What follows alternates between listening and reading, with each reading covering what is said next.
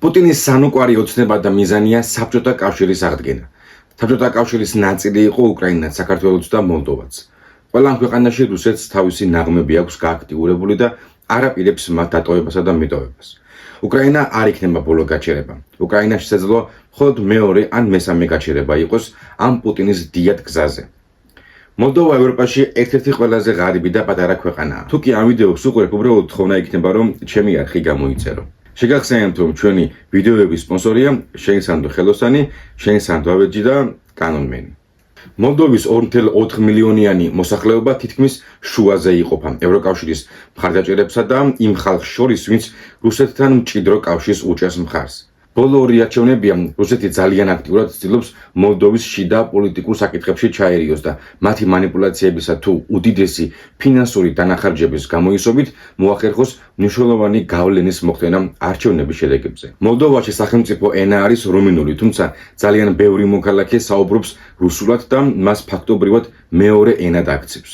მოლდოვა წლების განმავლობაში იყო რუსეთის პოლიტიკის გამტარებელი და ითვლებოდა, რომ მოლდოვას ნაკლებად თუ ექნებოდა ევროკავშირში გაწევრიანების პერსპექტივა და შანსი, როგორც ტერიტორიული დავის გამო, ისე შიდა მოსახლეობის სურვილებიდან გამომდინარე.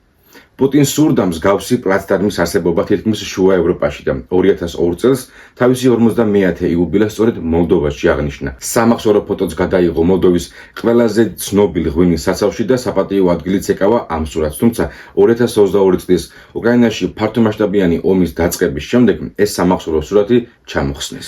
მოლდოვაში შიშობენ, რომ რუსეთის შემდეგი სამიზნე სწორედ ისინი იქნებიან. მოლდოვისთვის უკრაინა წარმოადგენს ერთადერთ ბუფერს, რაც აშორებს მას რუსეთისგან, თუმცა უკრაინის დაცემის შემთხვევაში მოლდოვის დაპყრობა შესაძლოა საათების ამბავიც კი იყოს. აქვე უნდა ითქვას, რომ მოლდოვას აქვს ნეიტრალიტეტის სტატუსი გამტკიცებული კონსტიტუციით. მოლდოვის ტერიტორიაზე ხშირად ვერ ნახავთ დრონებს, ხოლო ბოლო პერიოდში ეს მოხშირდა. მიუხედავად იმისა, რომ რუსეთი უარყოფს, რომ ეს მათი მხრიდან ხდება, ფაქტია, მოლდოვაში რუსული დრონები არაერთხელ დააფიქსირეს. შეიძლება მოლდოვისთვის უცხოა დრონები, თუმცა რუსული ჯარის ყოფნა მათ მიწაზე სულაც არ არის ახალი ამბავი. ისევე როგორც ჩვენ, მოლდოვასაც აქვს კონფლიქტური ტერიტორიები, როგორიცაა ტრანსნისტრია. ეს ტერიტორია მოლდოვის ნაწილია ოფიციალურად, თუმცა მასზე კიშინოვის იურისდიქცია ამ ეტაპზე ვერ ვრცელდება. ტრანსნისტრიის ტერიტორიაზე განლაგებულია რუსული ჯარი, რომლის ქვეყნიდან გაძევებაც სურს მოლდოვას უკვე წლებია. რუსული ჯარის ოდენობა არ აღემატება 1500 კაციან კონტინგენტს, ხოლო ლოკალური ჯარის ოდენობა 5000 კაცს აერთიანებს. მოლდოვეთა ჯარის რაოდენობა კი მხოლოდ 6500 ადამიანს ითვლის. ტრანსნისტრია ცდილობს დამოუკიდებლობანას თამაშს. მას შემდეგ, რაც მოლდოვამ საბჭოთა კავშირისგან დამოუკიდებლობა გამოაცხადა და მოიპოვა, მომენტალურად დაიწყეს სეპარატისტებმა მოქმედებები, რასაც ზოგს უმაგრებდა და ამართლებდა მოსკოვა.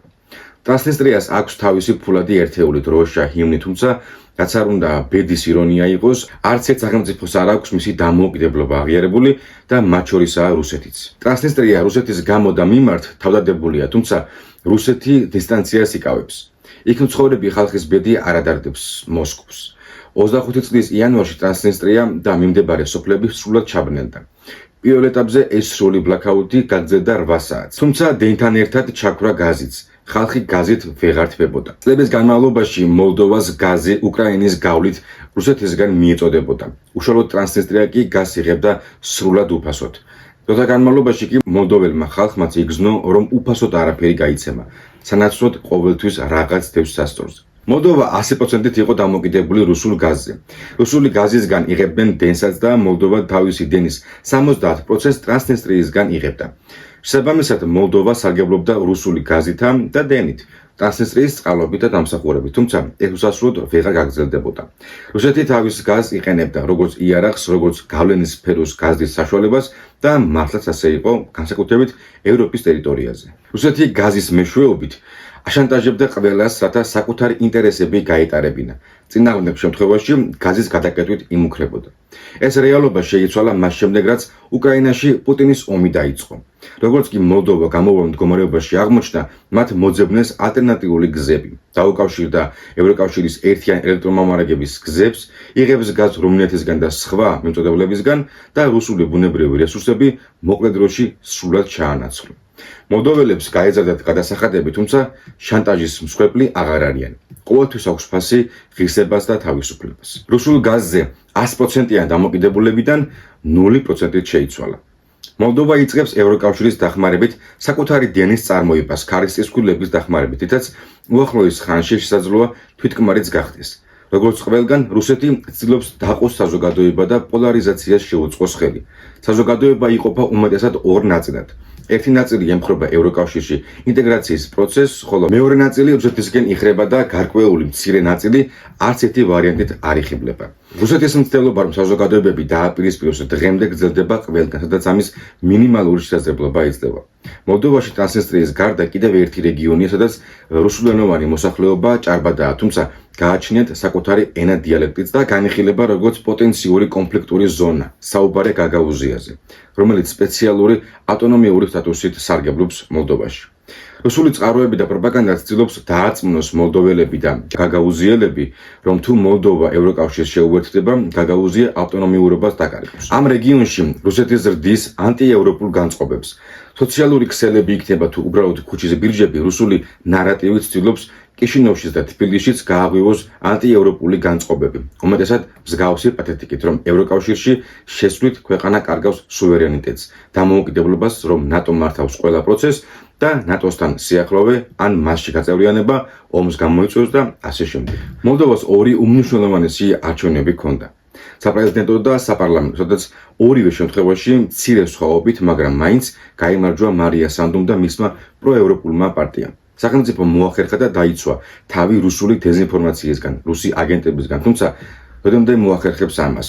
შემდეგ არჩევნებზეც მოუწევს მოლდოვას ბეწვისხლიძე გავლა თუ უფრო მარტივი იქნება საქმე მასთვის, ვიდრე აქამდე იყო. ეს გამოჩნდება, თუმცა მანამდე მოლდოვა ყველგან ეძებს რუსული ფულის კვალს და სადაც აღმოაჩენს მას მოქმედებს, აუქმებს პარტიებს, იჭერს დე-ფაქტო ლიდერებს და ამცირებს რუსული გავლენის გავრცელების შესაძლებლობებს და სფეროებს. დღეის მდგომარეობით მოლდოვა ცდილობს ოკუპირებული ტერიტორიის რეინტეგრაციას დანარჩენ მოლდოვასთან, თუმცა ეს პროცესი არც მარტივი იქნება და არც მოკლე დროში მოხერხდება, თუ კი მოხერხდება საერთოდ. მას შემდეგ, რაც რუსული გაზი აღარ შედის ოკუპირებულ ტერიტორიაზე, საგრძნობლად გაღრმავდა კრიზისი და იმედი თითქმის აღარ ჩანს რუსეთიდან. ტრანსნისტრიიდან რუსული ჯარის განდევნა ევროკავშირისთვის გრძელვადიან სტაბილურობასა და მშვიდობას ნიშნავს.